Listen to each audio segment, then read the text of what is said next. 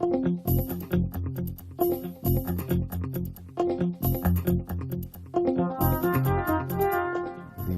people that sold the house to them left an old radio behind. And I took that radio apart. I pretended I was hearing signals from all over.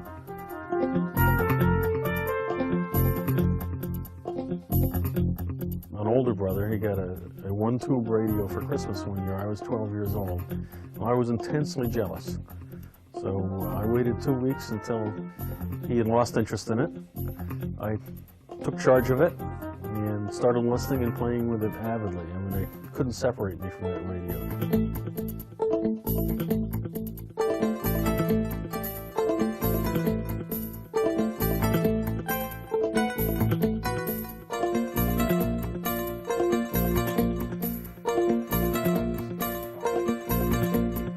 What interests me the most about it is the diversity. You can turn on the radio one day and you'll hear Father Jerry over in Ghana. You can turn on the radio the next day and talk to a radio station in the Vatican. Well, as you know, ham radio isn't one hobby, it's probably 300 hobbies. And one of those hobbies is to talk to people in other countries, which I like to do. Rather than talk to people locally, I will talk to somebody in Europe or I'll talk to somebody in South America. There are many other aspects to ham radio. You can bounce signals off the moon. There are groups of people who do that. There are people who like to talk to each other via satellite. I've talked to the shuttle. I've done both digital communications with the shuttle and voice communications. And it's quite something to hear them come back to your call sign. I think it's just amazing that you're able to talk to astronauts in outer space from the comfort of your own den at home. My other passion is rock climbing and ice climbing. And amateur radio can be very useful there, especially in ice climbing. It's not particularly a safe sport, and it's nice to have amateur radio with us in some of our little expeditions, so that in the event that we do have a problem, we can call and get some rescue assistance. I like CW, or Morse code, and it's been very pleasurable to learn like a new language, to be able to communicate with people in Morse code. And it's a challenge, it's a skill you learn that you can feel good about. I get involved in public service, which I love, absolutely love. We do the field day activity every year to make sure that we are prepared in case of an emergency. If we have to get on the air and pass messages and be organized at a moment's notice, we can. And you're welcomed, you're needed, you're wanted. People actually want you to be there, and that's a great feeling. And my particular interest is seeing how far I can go with just a low power, a 5-watt transmitter. And I've managed to get pretty much every corner of the world so far. If you have a big station, you were interviewing Kenny Wolf, and with a station like that, you expect to be able to contact everybody. When you actually reach somebody in Australia or New Zealand with a humble 5-watt transmitter and just a wire up in the trees, that's kind of exciting that you've actually been heard. A lot of different things, but my hobby happens to be having races and seeing how many people I can talk to on the other side of the earth.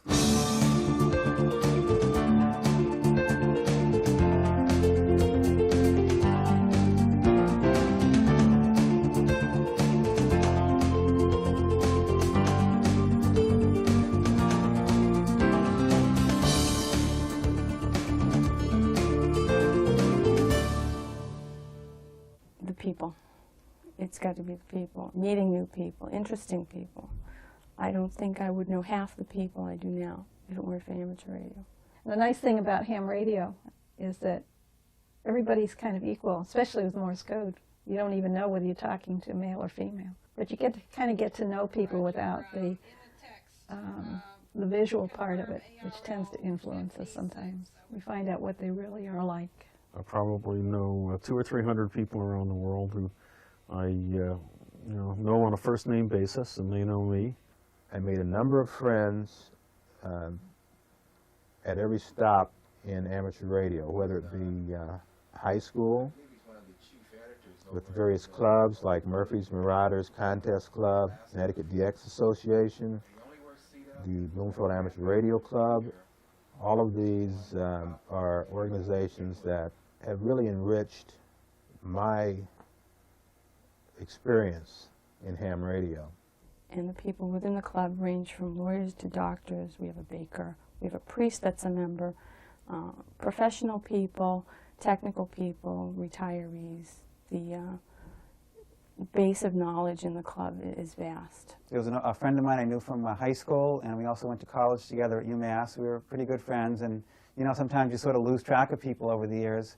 Well, I ran into him on this local radio. I don't know if it was from home or from the car, on one of the local frequencies, and I found out he lives right down the street from me. We talked for an hour, and we found out how many kids each one of us has now. We hadn't talked since before we had children. There's a lot of people in your life you sort of lose track of, and this is a way to that was an example of sort of finding one again and seeing what he was up to. My best friend, Elliot, W1MJ, I met on a local repeater outside of Boston.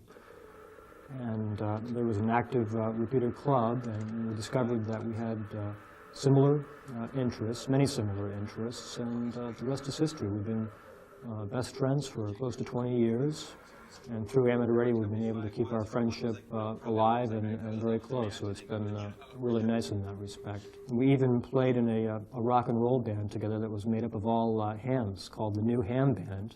The New Ham Band? Well, when I first met Rick, it was at a softball game. They called the Heavy Hitters softball team. It was a bunch of hams. We hit it off. We went home over to my house right afterwards. We had some guitars we were playing, and we eventually formed this band called the New Ham Band, where almost all of them, I think at one time all the members were ham radio operators. Equipment changes, technology changes, modes of operation change, but you're always finding that there are people out there, either the same friends you have or new people. People are always very interesting, I think. That's the great thing about amateur radio. Once you've made friends, you've got friends all over the world.